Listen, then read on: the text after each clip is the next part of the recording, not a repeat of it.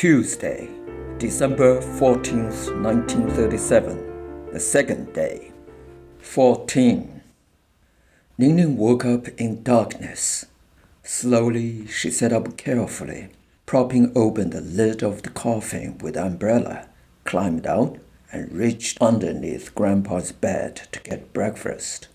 The cold, steamed buns smelled all right, thanks in part to the cold December weather, but it had lost most of its original moisture and now had a rather dry, powdery texture to it. It would take a mouthful of water, cold, unboiled water, to wash down each small bite.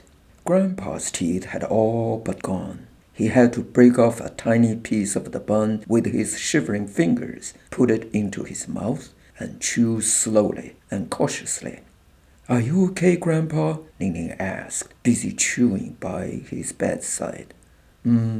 This was the second day since the Japanese had marched in. The air raids had stopped, so did the deafening explosions erupting all around Purple Mountain, in the city or in the outlying neighborhoods. When the first air raids began 3 months ago, to the most recent bombing and shelling of the past couple of days, it was, Ningning thought, not unlike the excitement before, during, and after the Chinese New Year. Even in the days before the New Year's, Ningning would hear firecrackers crackling and sputtering along nearby streets and alleys, mostly from young children who couldn't wait for the festival to begin.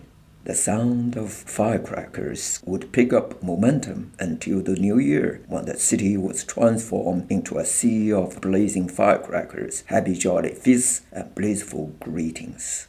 The excitement would wane gradually after the New Year's Day until people had settled down to the same old routine of everyday life.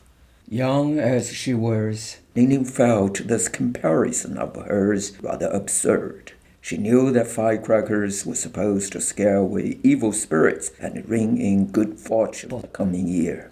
The bombing and shelling from the Japanese, however, had brought nothing but destruction, death, and despair. She hated it. Deep down, she knew she hated it.